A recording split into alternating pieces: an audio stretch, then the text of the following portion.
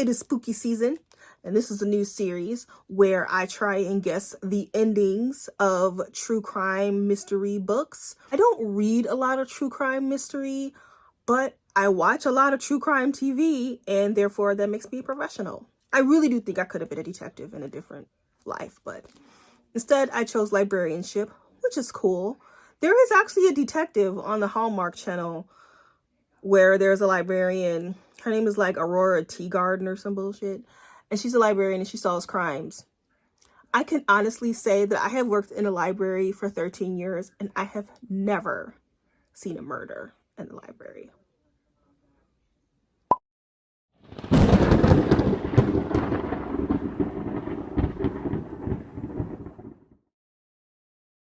Hello, and welcome to episode 1 of Dawn Tries to Guess the Ending of True Crime Books. And in this episode's book, it is Thursday Murder Club by Richard? That's not his name. Richard Osman. Nope. Richard Osman. I chose this book because I kept seeing it all over the place. Like I said, I do not really read true crime.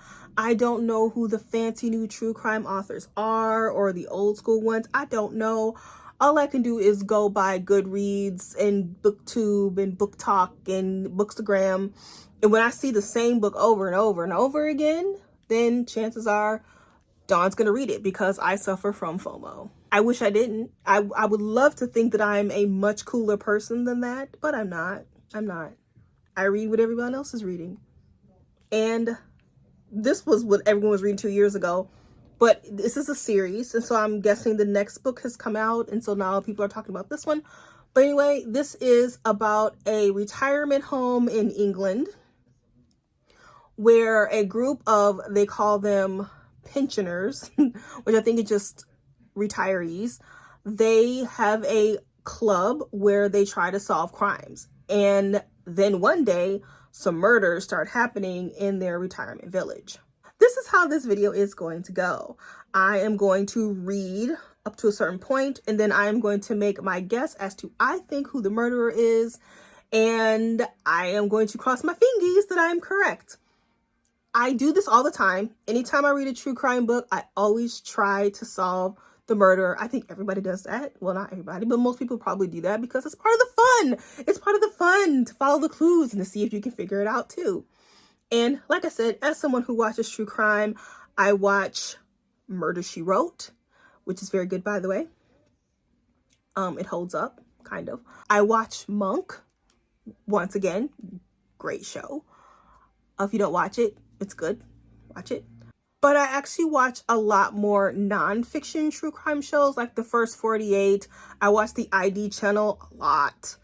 So, you know, when you watch all that stuff, you actually are watching real detectives solve real crimes and the processes that they go through. And that gives you a little bit of an insight. I enjoy it. And so that's what I'm going to do in this video. Do you think I will be able to guess who the murderer is? I don't know if I will or not. I have this really bad tendency of not paying attention, which you shouldn't do if you're reading mystery, because the whole point is to pay attention. But sometimes my mind wanders, whether it be reading, whether it be listening, my mind wanders. I miss stuff. I never take notes. I just try to keep it all up in here. I don't tab. You won't see any tabs in here. There'll be no tabbing. I'll just hope I remember. And then when I don't remember and I get to the end of the book and I'm wrong, I'm like, damn it, why didn't I write it down? Because I'm a lazy ass. All right, let's get started.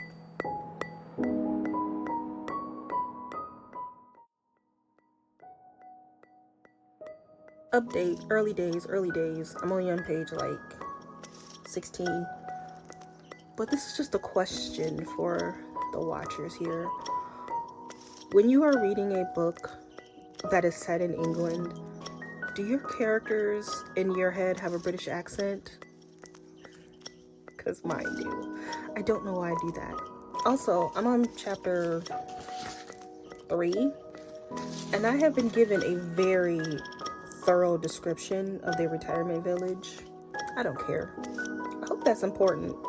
Well, maybe not, because I'm kind of like skip reading over it, but Well, there is going to be a murder. I'm only on page 27, but I'm gonna guess that Ian is the one that is going to be murdered, and we have to try and figure out who murdered him. He is a douche, a mega douche. So, me thinks he's the one that's going to be murdered. I was wrong. The person murdered was not Ian. It was Tony Curran, which was a developer. I'm saying that wrong. He was a developer. He was murdered. I don't think we've been introduced to all the suspects, though. But I have to say, the layout of this book I am enjoying because I don't exactly know where it's going. Another observation is that this book is set in England, and as you can hear from my accent, I am not English. I live in Illinois. I don't know what a constable is. So when they use certain terminology, I'm lost. I'm like, oh, she's a cop. They're all cops. They're all working on the case. Apparently a constable and a detective are different departments. I guess it's just like a police officer and a detective. Like detectives, like the police find the bodies, the detectives solve the murder.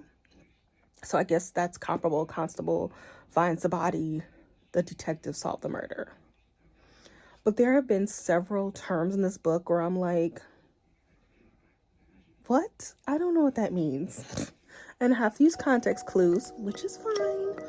But yeah, there's a language barrier.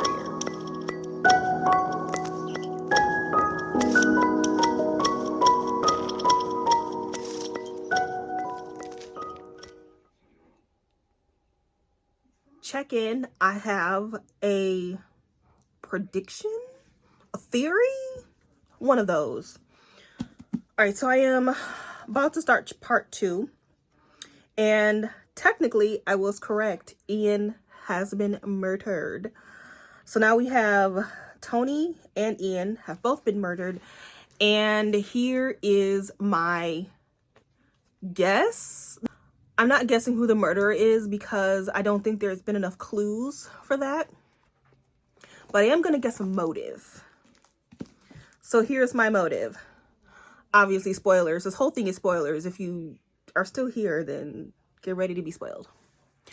All right. So I think that Tony and Ian have both been murdered because of the grave site. Somebody is up to some dead people shenanigans.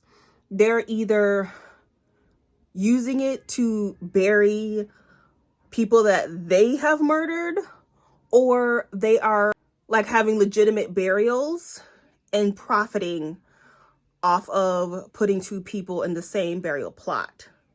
I'm not quite sure. But whoever is in charge of the graveyard, which is the vicar, I don't think it's him though, because I don't know, Father Mackey. I don't think it's Father Mackey. I don't know. I feel like this author is making everybody a red herring, which is a good thing, because then you don't know. Then it's hard to make a guess, because if everybody's a red herring, then James is a huge red herring. I don't know if it's James. I think that's his name. It's not like I'm currently reading this book or anything. I'm really bad with names, by the way. If you watch my channel a lot, which nobody really watches it, but that's okay. You will know that I'm horrible with character names. I will have forgotten all these characters' names tomorrow when I will finish this book. Anyway, I am about to start part 2, which is page 167. And here are my thoughts so far of the book. At first, I was upset because it starts off with a young woman, a 25-year-old woman. And I was like, excuse me, sir. I thought I was going to be reading a book about pensioners, as they call it over here. We would say retirees. And here you're starting this book off with a 25-year-old, but no, she's just a character. And so the main characters are retirees, which that is what I signed up for. And that is what I am getting, which is great. I am enjoying how we are seeing through these characters' eyes what it's like to be a 75-year-plus person. Most characters in books aren't over the age of 40. I mean, let's be real. It is refreshing to read about people who are retirement, and then there are some people who are very ill and close to death. They do have a couple of characters who are worried about their memory, and so they take precautions to make sure that they know when their memory is going, which is kind of sad. I've never read that before, which is kind of sad. So I am enjoying the perspective of a different age group that I am not used to. So that's great. I am obviously enjoying the Elizabeth character because she's quite the busybody. And Joyce, however, I am not enjoying Joyce. I'm not quite sure what the point of her is. There have been a couple of things that Elizabeth said that made me like, is Joyce a ghost? I'm so confused. But yeah, Joyce, I could take or leave her, especially since she has journal entries about her life. She's writing to herself. I don't really care about those chapters. I was enjoying Ian a lot. I tend to gravitate towards villains because I find villains to be far more interesting than the protagonists. They tend to be a much more developed character. They're written better. You could always tell when the author really enjoys writing a horrible person. And so Ian is just a mega douche. And because the author is a man, he knows what is inside douchey men's heads. Assuming maybe he's a douche. Maybe he knows douches. I don't know. But Ian is a douche, and boy, is he great. The way that he thinks about women and how he thinks he is just super clever and charming and thinks he is outmaneuvering the police. It's like, I am listening to it as well as reading it. This is what I like to do because I do not have Audible, and damn it, I am not going to pay $15 a month to only be able to get one book. I can listen to 10 books a month. Why the hell would I pay $15 for one book? That's not happening. So I like to Google free audiobook of whatever book I'm reading. And lo and behold, I almost always find one. So I have found a free audiobook of this book. All you have to do is Google it. You'll find it too. The waiting list is like months long for my library. So there was no way I was going to get it from the library. And Scribd didn't have it. So I have found a free audiobook. I am listening to it. And I will continue to listen. Made my guess so far. Okay, here's what I'm gonna do. I'm gonna go out on a limb and I'm going to make my guess. I'm gonna make my guess. I don't know their names. Damn it, I gotta find their names.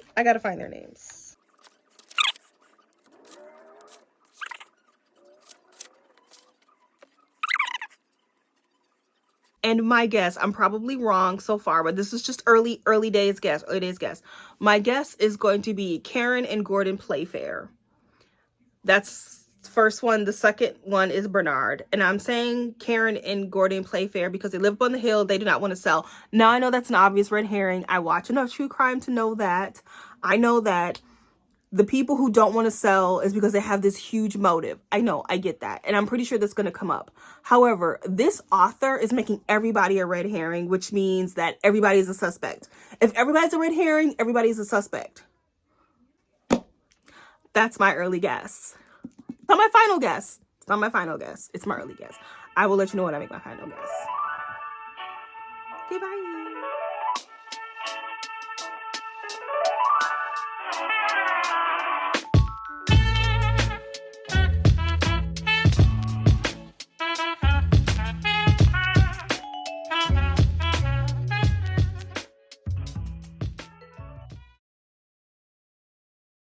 Quick update, because in the book The Murder Club, they list all their suspects and they rank them 1 to 10. I think 10 means they are definitely the murderer, 1 means not so much. I'm going to do that too, and I'm going to put my list right here. So first on my list is Father Matthew Mackey. I'm giving him an 8. Karen Playfair, 10. Jason Ritchie, 7. Bogdan Jankowicz, 5. Elizabeth, 6. Joyce, 9. Only because she's a nurse. And Bernard, I'm giving him a 10 she's been kicking it with Bernard. So that's why I'm giving her such a high score. Ibram 6, Ron 7, and Gianni, the photographer, 6. Gianni is the one that actually took the picture that was left on the dead body of Tony Curran. So that's my list. We'll see. I'm on page 213. I'm at the home stretch. I think most of the people that I suspected have been eliminated. All the characters that I guessed, well, my 2 main characters I guess have been eliminated, but I did that ranking system, so that might save me. But all right, I'm gonna find out who the killer is.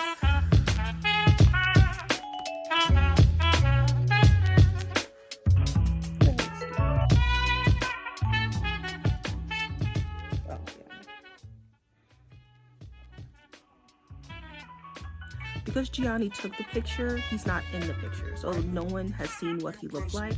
I'm guessing he's a younger version of someone we've already met. Maybe Ron, maybe Ibram, I don't know. It would make sense for it to be Ron because Jason was there. Why wouldn't he be with his dad?